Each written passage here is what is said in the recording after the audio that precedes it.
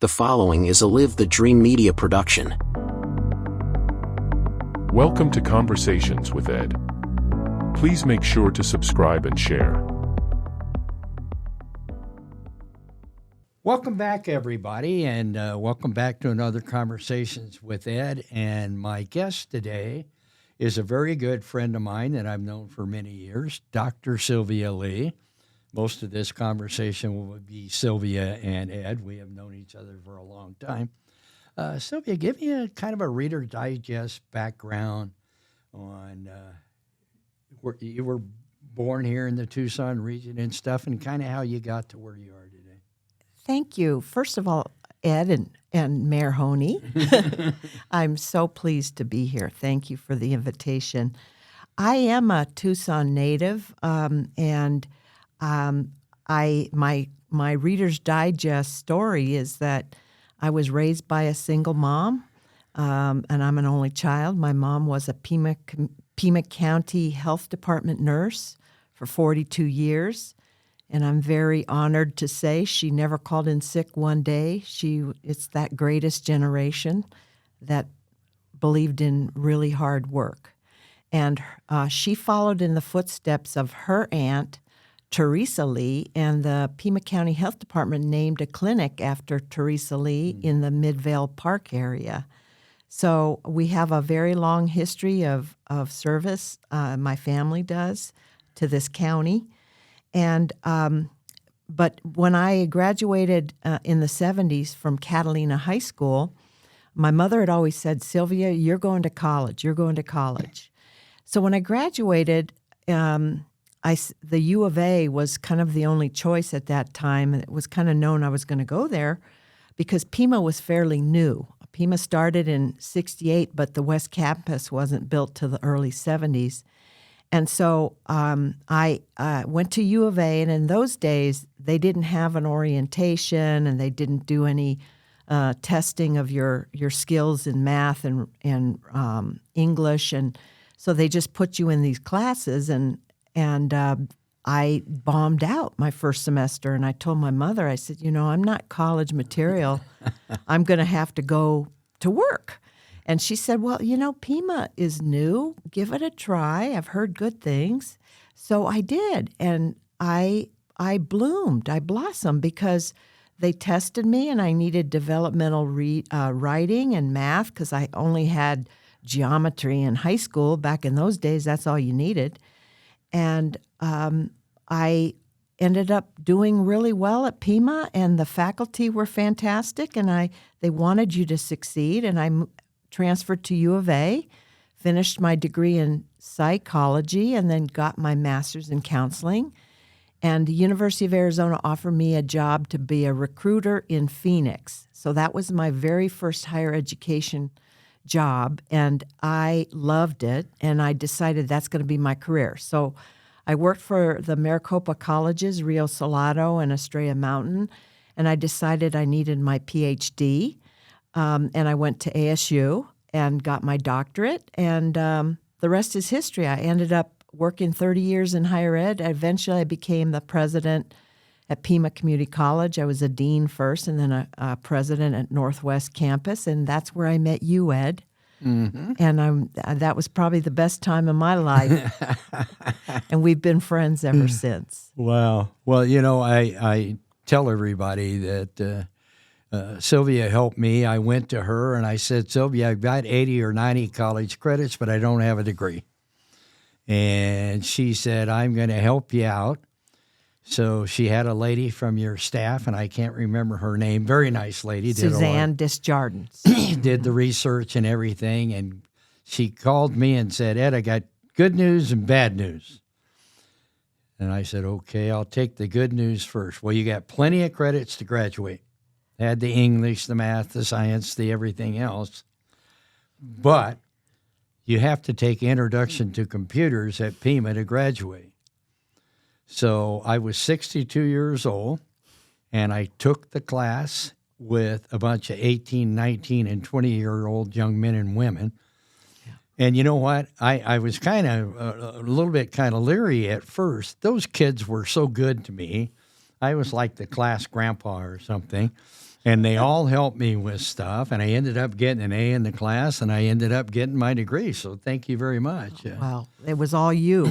I just helped you along a little Well, bit. sometimes we need some help, but tell us a little bit about you. You were at the downtown campus Actually, or at the West campus? I actually worked at every single campus at Pima. It was a student aide at downtown in the 70s.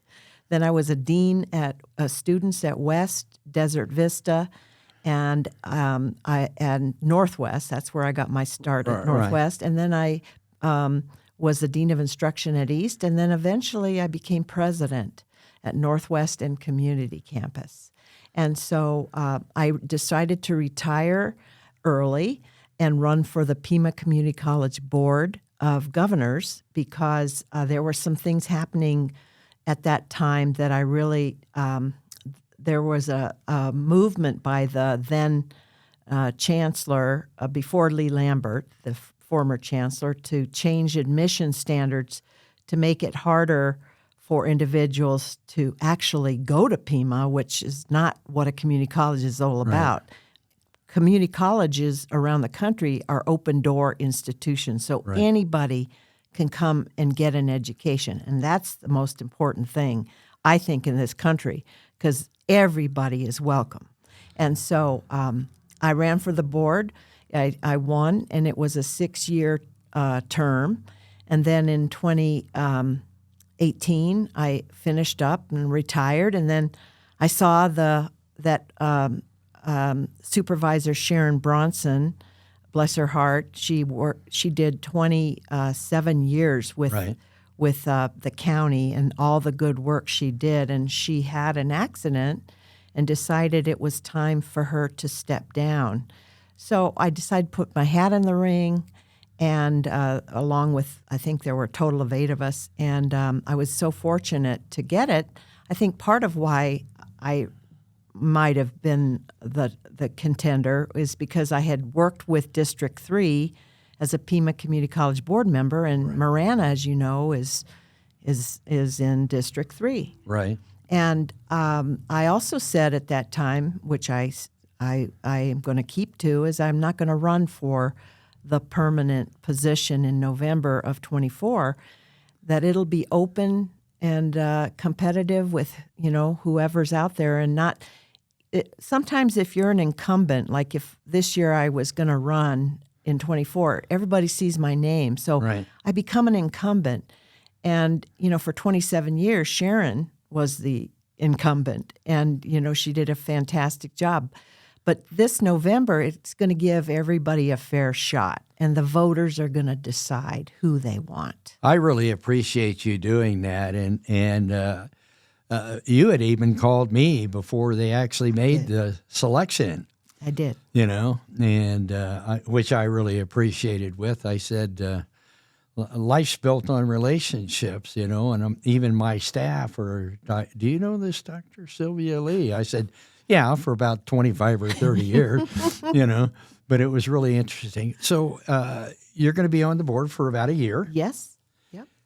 What are some of the things you hope to accomplish, or what are you trying to do in that stint? Well, I want to do, following in Sharon Bronson's footsteps, Marana, along with the other areas in District 3. Sharon took good care of you. Right. She really did.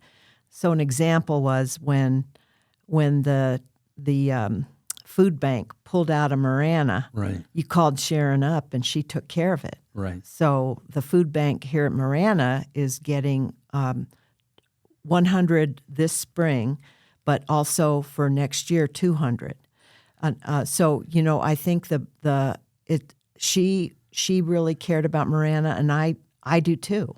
Marana, I remember my mother being a Pima County health nurse would go out to the community in Marana when it was just dirt roads, and she would give clinics for new babies, immunizations, and I was just a kid, and I in the summers didn't have school, and sometimes I go and help her weigh babies, and that was, I think the community was so tiny I think you probably worked with Pat Summers, I think I did. who was a nurse practitioner Yes. that kind of was out here, and Ora Harn. Ora Harn was and I know the park is named after her. My mother was friends with her. And what I want to tell everybody is that was the precursor to Marana Healthcare. Isn't that amazing? Pat was a nurse practitioner at the school, and also did, she and her family lived in the community. Ora Harn was lived in the community. And so your mother actually was kind of helped with some of the early days of getting, and it started out to help migrant workers and a lot of people make sure their children were given immunizations and different things like that, or proper health care. Yes, exactly. And which was a tremendous asset, which they still do today. Yes. But they've expanded. I use Marana Healthcare for my dental and health and everything else. It's a wonderful facility. It is. So thank you. And it's grown so much, and it does such good work. So So the stuff on the Board of Supervisors agendas nowadays. sure. And I don't want to get into detail, and I don't want it to be political or anything else. Sure. But we're working on the RTA right now. I And know. Rex Scott is the board's member. Supervisor Scott, I know very well. I talk to him all the time. Yes. And lately, been talking to him on the phone quite a bit. We're trying to get the RTA done. The current program will run out in 26. Yes. And this program spends $100 million a year building streets and roads and safety crosswalks at schools and drainage and everything in our community. And we're having a little bit of a bumpy road right now, but, I know you've been very encouraging on us trying to mitigate our problems and work together. And sometimes it's been pretty rough. Have you been very involved in that since you've been on? Yeah, well, obviously Rex is leading the effort for the Board of Supervisors. So my efforts have been one of going to the various, for example, the Tucson Metro Chamber, meeting with Michael Guyan, and going to Southern Arizona Leadership and meeting with General Maxwell. Right. Going to Diamond Ventures and meeting with David Goldsmith. And it's what I'm finding is there's so much support for RTA next in the business community, because they see how important it is for the entire county and the region. They're very supportive, at least when I've been talking to them over the last few months, of us making sure that this is on the ballot in May or whenever of 2025. And I know it's been a rough road. Mayor Regina Romero has been publicly saying, that, and I know that Manager Ortega has said that the city puts in so many more tax dollars and are not getting back the amount. And I'm hopeful that they'll stay in it. I really don't know. I know they have the ability to go for their own sales tax. But RTA Next can still be on the ballot. It definitely can. I think what we're looking at here is the word regional. A lot of times, the city has always got what they put in and more. This last RTA, they're getting about 73%. So they're getting their share. What we need to do in this community is to realize that we all need to work together. Marana people shop in Tucson, but there's also a lot of Tucson people that shop in Marana, and vice versa. And I'm hoping we're able to put it together.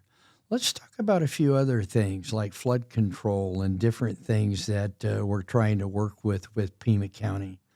I know anytime, in fact, you and I and our manager and Jan Lesher went to lunch a couple weeks ago, and also working with Carmine DeBonis. Yes. And I think Jan and Carmine do just a tremendous job for the county. Thank They're you. awesome people. They do.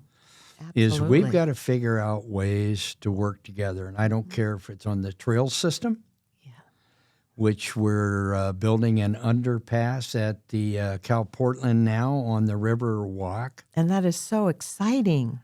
$3.1 million, but it'll tie North Marana to the entire Tucson system Yes.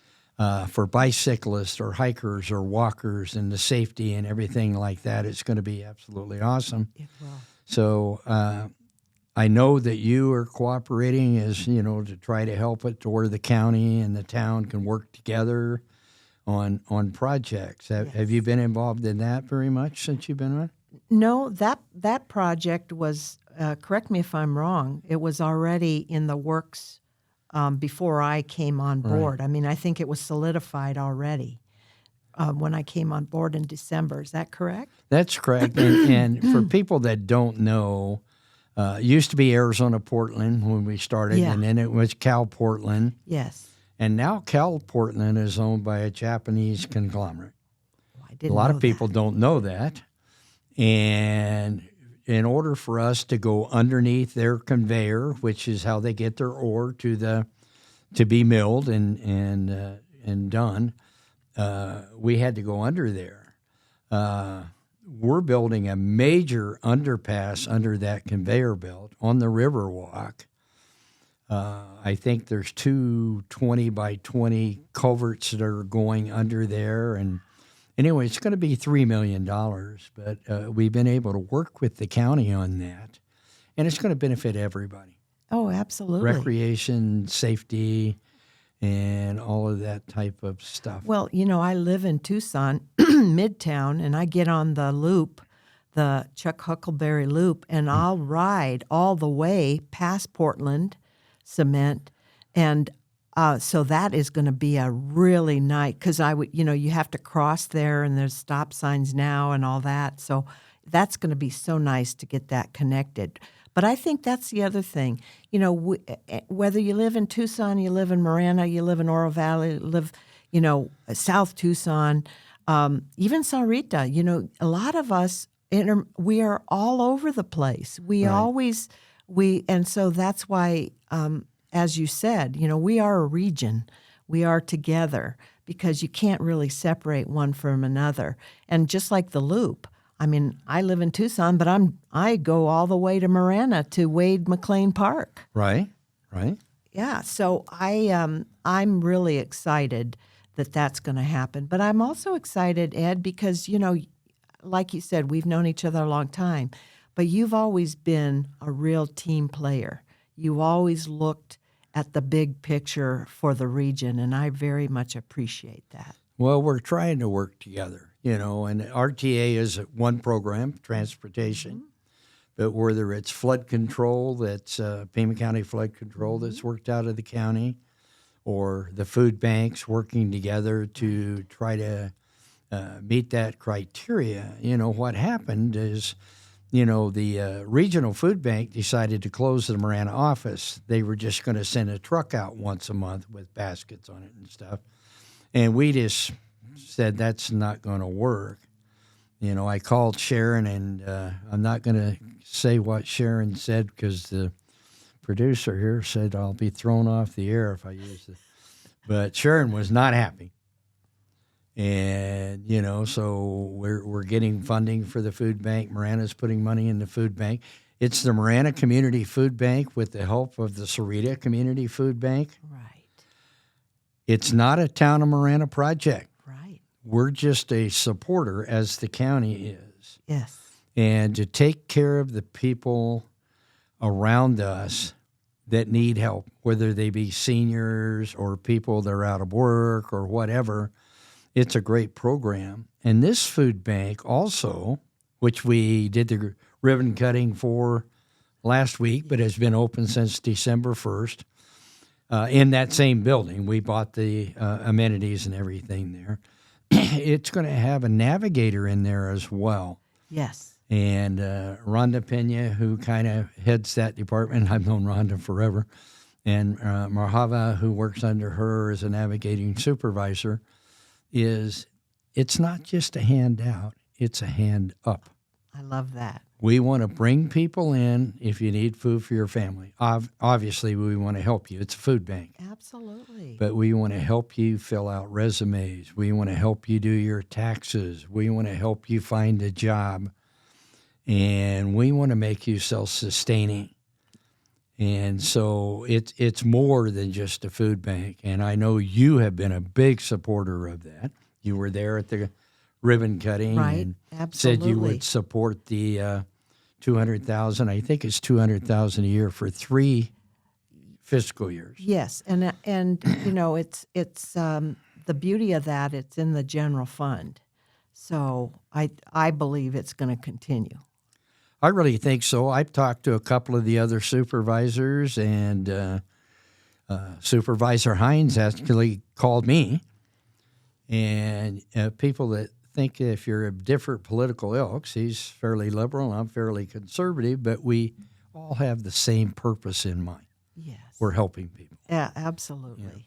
Yeah. Absolutely. Yes. And so I'm really thrilled about that. Are there any other things that you're looking at trying to?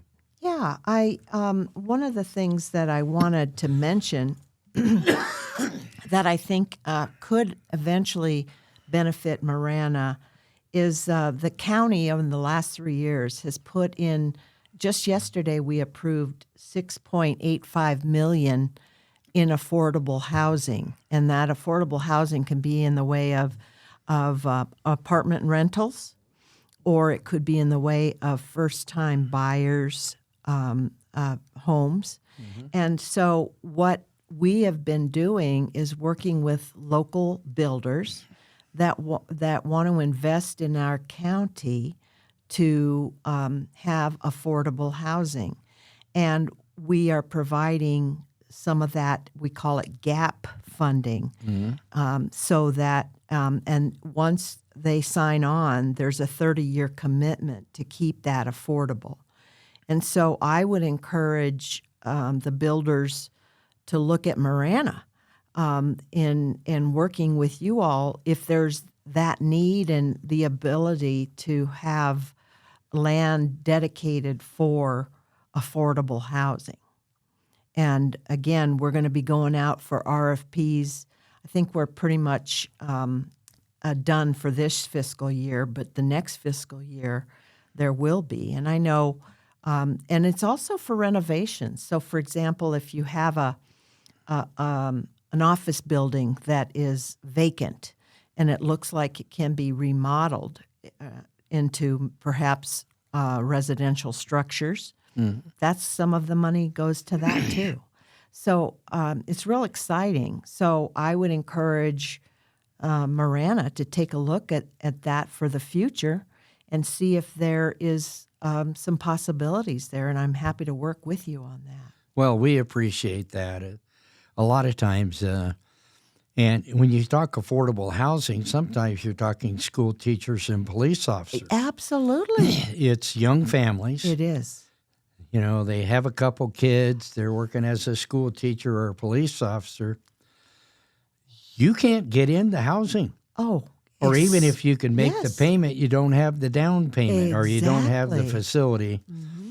And I look at your program. I just sold some of my personal property to Habitat for Humanity. Oh, And they built 10 homes in northern Marana.